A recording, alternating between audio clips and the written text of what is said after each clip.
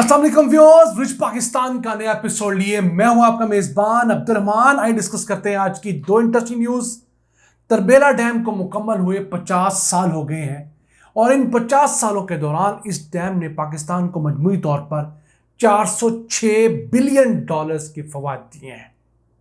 पानी जिससे ज़राअत बढ़ी, सस्ती बिजली जिससे हमारी इंडस्ट्री चली और तमाम चीज़ें आज की वीडियो में आपसे डिस्कस करेंगे।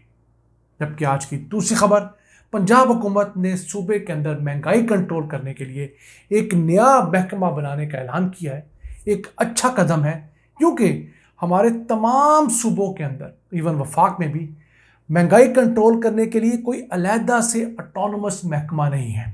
बल्दियाती नुमाइंदों को या ब्यूरोक्रेसी को एडिशनल चार्ज देकर ये काम करवाया जाता है जिसमें वो बुरे तरीके से नाकाम होते हैं। इस खबर को प्रोग्राम के दूसरे से भी डिस्कस करेंगे, लेकिन पहले चलते हैं आज की सबसे अहम खबर की तरफ। वापडा ने तरबेला डैम की 50th एनिवर्सरी मनाई है। 1974 में मुकम्मल होने वाला ये डैम उस वक्त दुनिया का सबसे बड़ा rock and earth field dam था, जिसमें पानी जखीरा करने की गुंजाइश 9.68 मिलियन एकड़ फुट थी, जो वक्त के साथ कम होकर अब 5.77 मिलियन एकड़ फुट रह गई है। यानी अपनी टोटल कैपेसिटी का 41% ये डैम लूज कर चुका है मट्टी, रेत, गारे और सेडिमेंट्स के आने की वजह से। 3.91 मिलियन एकड़ फुट अब इसमें पानी जखीरा नहीं हो सकता, इतनी इसमें मट्टी आ गई है। लेकिन इन 50 सालों के दौरान इस डैम ने पाकिस्तान को अब तक 406 बिलियन डॉलर्स के फवायद दे दिए हैं। किस तरह? इस डैम ने इन 50 सालों के दौरान 406 मिलियन एकड़ फुट पानी जखीरा किया। उन दिनों में जब बारिश का वाफर पानी मौजूद होता है या ग्लेशियर्स पर बर्फ पिघलने के बाद हमारे दरियाओं में, नदी नालों में इजाफी पानी आता है, उसे यहाँ महफूज किया जाता है। और फिर हस्बे ज़रूरत उन महीनों में जब पाकिस्तान के अंदर बारिशें नहीं हो रही होती, पानी अवेलेबल नहीं होता, तो यहाँ से पानी छोड़कर ज़राअत को हम लोगों ने कायम रखा। वो 406 मिलियन एकड़ फीट पानी हमारे लिए एक बहुत बड़ा ज़रिए माश बना। फिर इस डैम ने अब तक कुल मिलाकर 590 अरब 36 करोड़ यूनिट्स सस्ती बिजली के पैदा किए हैं। याद रहे, इस डैम से पैदा होने वाली बिजली की लागत 3-4 रुपये फी यूनिट होती है। इस कदर सस्ती बिजली ये डैम बनाता है। और ये डैम जब मुकम्मल हुआ था उस वक्त इसकी लागत थी 2.63 बिलियन डॉलर्स, यानी 2 अरब 63 करोड़ डॉलर्स इसकी लागत थी। और इसने हमें फायदा कितना दिया? 406 बिलियन डॉलर्स का। यानी 50 सालों के दौरान ये अपनी लागत से 154 गुना ज्यादा हमें कमा कर दे चुका है। इसलिए हम हर दफा डैम्स को सपोर्ट करते हैं कि डैम्स इस तरह के प्रोडक्ट्स होते हैं जिन पर आप शुरू में लागत लगाते हैं और फिर वो कई साल तक आपको आमदन दे रहे होते हैं। फिर अब इस डैम को जब बनाया गया उस टाइम इसमें बहुत थोड़ी मिकदार के अंदर बिजली पैदा करने की टर्बाइंस थी। 1992 तक इसमें मजमूई तौर पर 17 टर्बाइंस नस्ब थी, जो कि 3478 मेगावाट बिजली पैदा कर रही थी। फिर उसके बाद 2011-12 के अंदर इसका फेज 4 शुरू किया गया, जो कि 1410 मेगावाट बिजली पैदा करने की सलाहियत रखता था। कुल मिलाकर इसकी सलाहियत अब 4888 मेगावाट हो गई है। अभी इसका फेज 5 शुरू किया गया है, जो कि अनकरीब 2025-26 में मुकम्मल होगा। तो ये डैम 6418 मेगावाट बिजली पैदा करेगा। यानी इस वक्त जो 18 अरब यूनिट सालाना बिजली पैदा करता है, वो तकरीबन 20 अरब यूनिट सालाना बिजली पैदा किया करेगा। अब इस डैम की जो झील है वो मजमूई तौर पर 250 मुरब्बा किलोमीटर पर फैली हुई है। 80 किलोमीटर तो उसकी लंबाई है सिर्फ। अब इस डैम को जब बनाया गया तो इसकी लाइफ 50 साल एक्सपेक्ट की गई थी। जितनी मट्टी, रेत, गारा उस इलाके में आता है, उम्मीद थी कि 50 साल बाद यानी कि अब 2024 तक ये मुकम्मल तौर पर मट्टी से भर जाएगा। फिर ये एक run of the river hydro power project ज़रूर होगा, लेकिन यहाँ पर पानी ज़खीरा करने की गुंजाइश नहीं होगी। लेकिन अल्लाह का करना देखिए, अभी तक सिर्फ 41% भरा है। अभी भी इसके अंदर 49% पानी ज़खीरा करने की गुंजाइश है। तो अब ये 50 साल की बजाय 85 साल की उम्र का एक्सपेक्ट किया जा रहा है कि 2060 तक ये डैम हमें पानी ज़ख़ीरा करके देगा। लेकिन उसके बाद भी 40 साल का एक और अल्लाह ताला ने हमें मौका दिया है। वो किस तरह?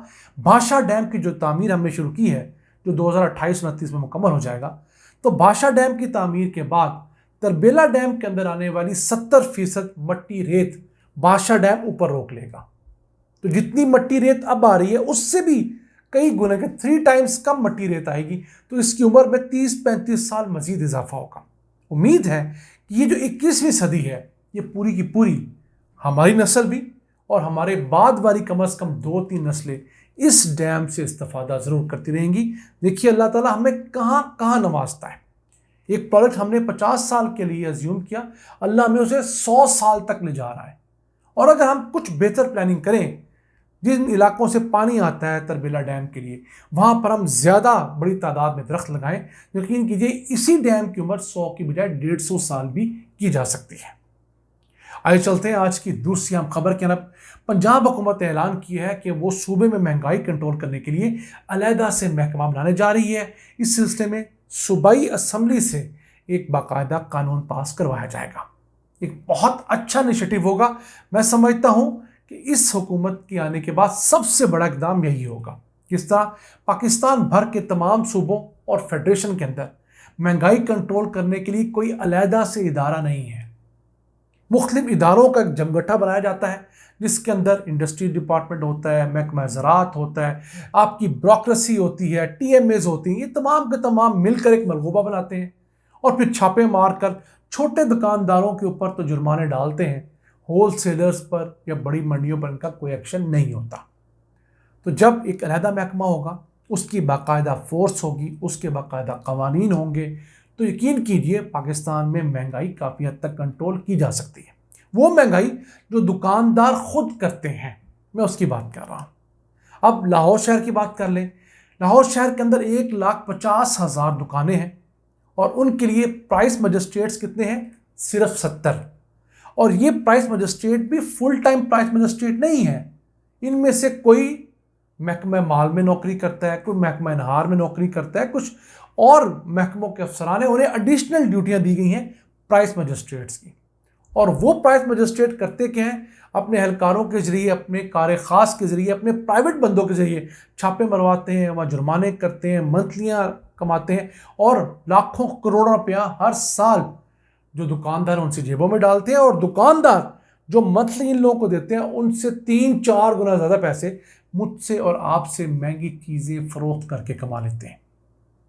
तो एक शख्स के पास अगर लाहौर शहर में 2000 से ज़्यादा दुकानें हैं, तो कैसे उन्हें कंट्रोल करेगा? मुमकिन नहीं है। तो अगर इसके लिए महकमा अलहदा होगा, कम अज़ कम 500 डेडिकेटेड प्राइस मजिस्ट्रेट लाहौर के अंदर काम कर रहे होंगे, जिनका सिर्फ काम ही होगा, यकीन कीजिए दुकानदार भी डरेगा। आप उस शख्स को पूछ सकेंगे कि आपके इलाके में महंगाई क्यों है, और ये मंथली वाला कल्चर है, उससे भी बहुत हद तक काबू करने में मदद मिलेगी। इसके साथ साथ एक चीज़ और करने की ज़रूरत है। जहां दुकानदारों के ऊपर छापे मारे जाते हैं, वहाँ होल सेलर जो हैं उनको भी कंट्रोल किया जाना चाहिए। बड़ी बड़ी दुकानें, बड़ी बड़ी मार्केट्स, बड़ी बड़ी मंडियां जो हैं, वहाँ पर अगर होल सेल में आप चीज़ों को कंट्रोल नहीं करेंगे, तो यकीन कीजिए छोटे दुकानदार को पकड़ना अक्सर फजूल हुआ करता है। वो बेचारा अक्सर केसेस के अंदर पीछे से महंगी चीज़ लेकर आता है। तो चूँकि हमारे प्राइस लिस्ट जारी करने वाले आड़तियों से मिले होते हैं, आड़ती महंगी चीज़ बेचता है, प्राइस लिस्ट में चीज़ का रेट कम होता है, दुकानदार मजबूरन महंगी चीज़ बेचता है और पकड़ा जाता है। मैं ये चंद केसेस में बात कर रहा हूँ, 30% ये लगा लीजिए, 40% लगा लीजिए। तो इस चीज़ को भी इस मामले के अंदर शटल डाउन करना चाहिए। नाज़रीन, ये आज का एपिसोड हमें उम्मीद है आपको पसंद आया होगा। अपनी सजेशंस, अपनी आरा से हमें आगाह रखा करें। अपने मेज़बान अब्दुल रहमान को इजाज़त दीजिए। अल्लाह ने के बाद।